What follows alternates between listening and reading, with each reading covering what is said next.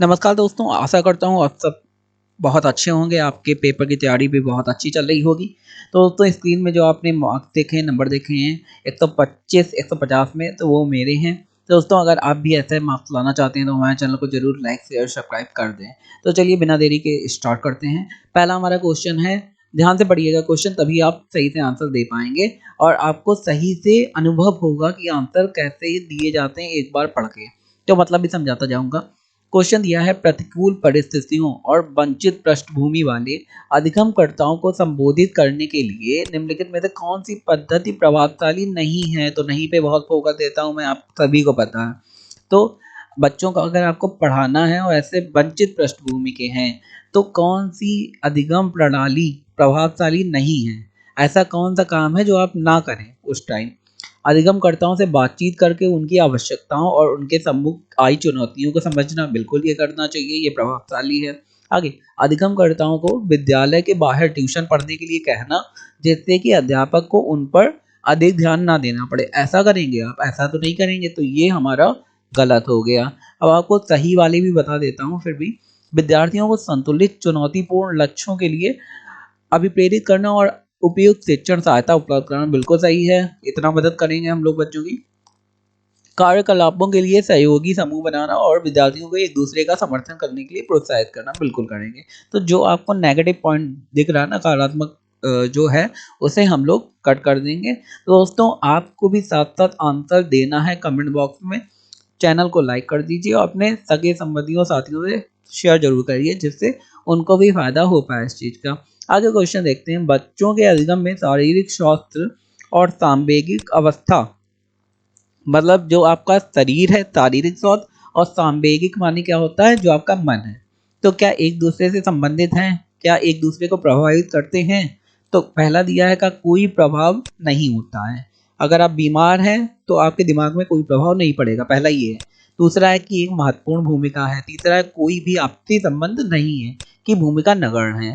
तो दोस्तों आपको क्या लगता है, अगर आप बीमार हैं, बुखार आ रहा है, तब भी आप पढ़ पाएंगे? ऐसा नहीं हो सकता है ना।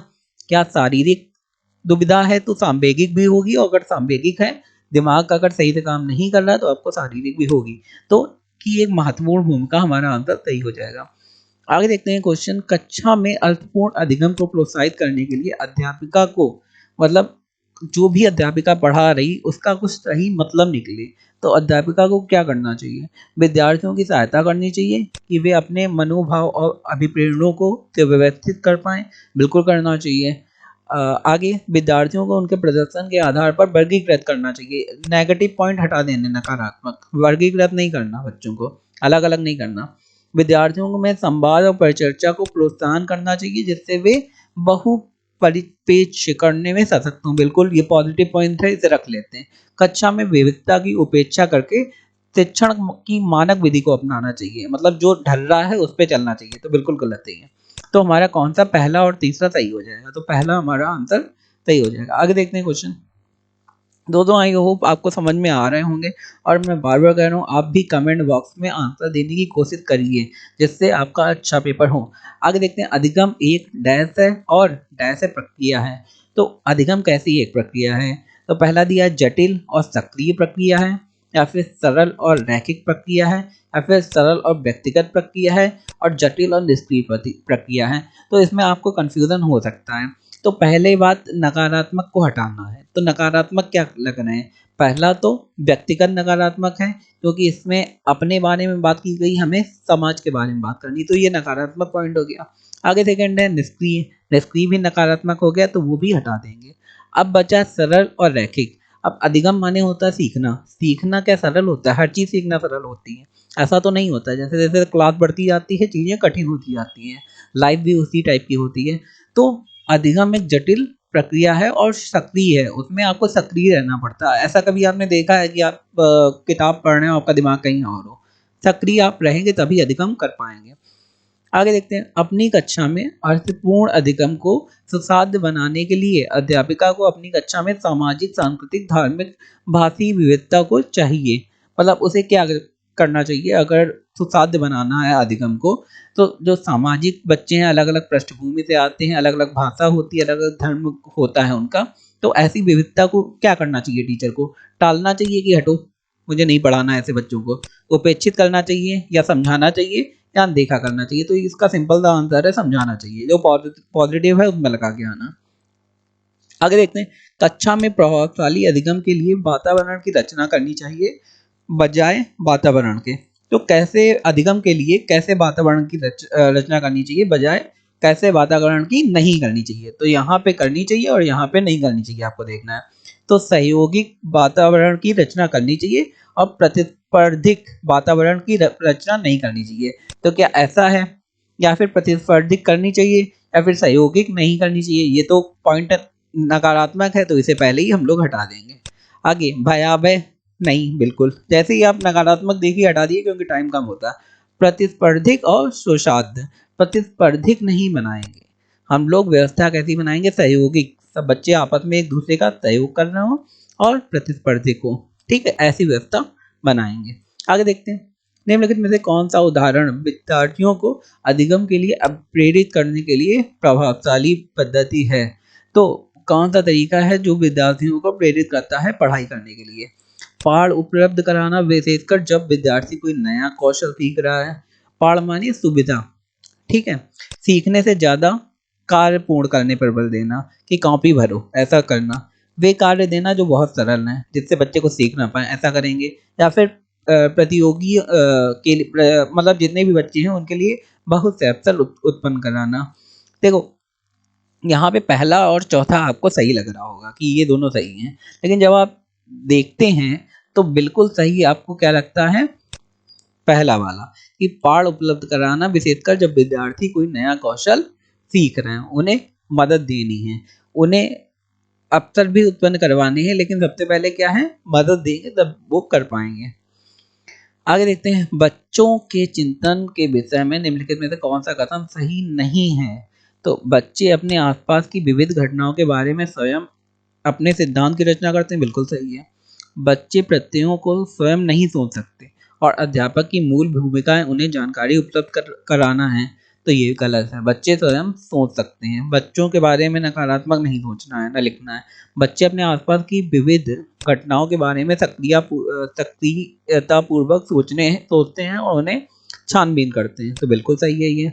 आगे, बच्चे अपने आसपास की वस्तुओं को जानने के लिए जन्मजात जिज्ञासु होते हैं, ये भी बिल्कुल सही है। तो हमसे क्या पूछा गया था, कौन सा नहीं है? तो यही वाला हमारा करेक्ट हो जाएगा कि बच्चे प्रत्ययों को स्वयं नहीं सोच सकते जब तक उन्हें कोई टीचर ना बताए। आगे देखते हैं क्वेश्चन, बच्चों का विद्यालय में असफल होना।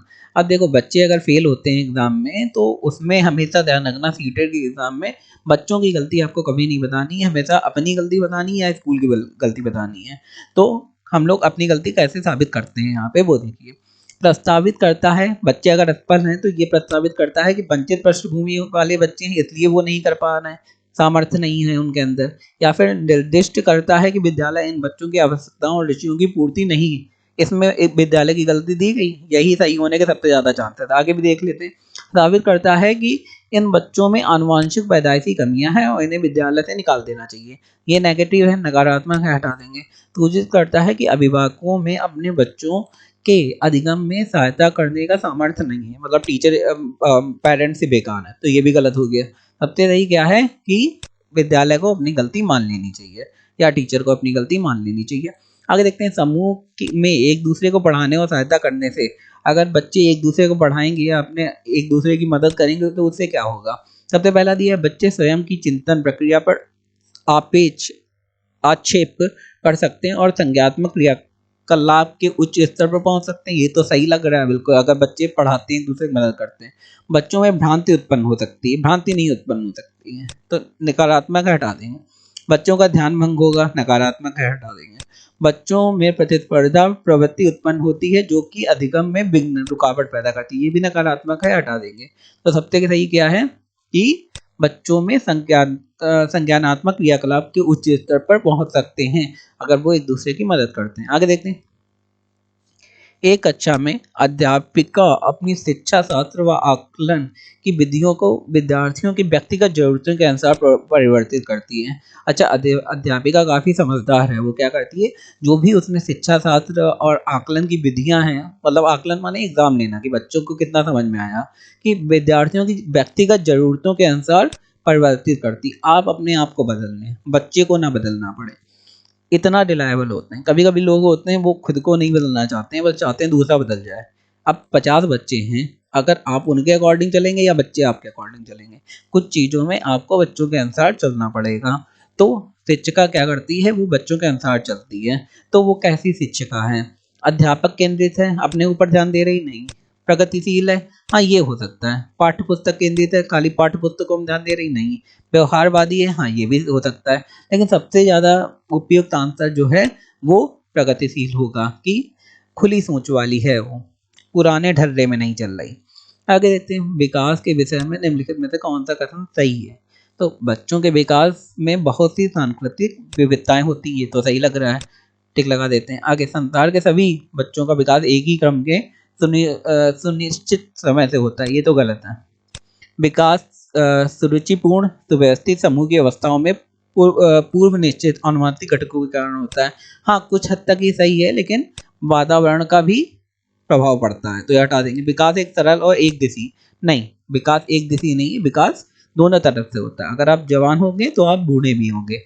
तो यहाँ पे सबसे सही क्या है, बच्चों के विकास में बहुत सी सांस्कृतिक विविधताएं होती हैं। आगे देखते हैं क्वेश्चन, निम्नलिखित में से मध्य बाल्यावस्था की अवधि का मुख्य प्रमाण चिन्ह कौन सा है। तो मध्य बाल्यावस्था में बच्चा क्या करेगा, प्रतीकात्मक खेल का उभरना ये है, या फिर तर्क संगत विचारों का विकास जो कि प्राकृतिक रूप से मूर्त हैं, या फिर पेशी कौशल और समग्र शारीरिक वृद्धि का तेजी से विकास, या फिर वैज्ञानिक तर्क और अमूर्त रूप से सोचने की क्षमता का विकास।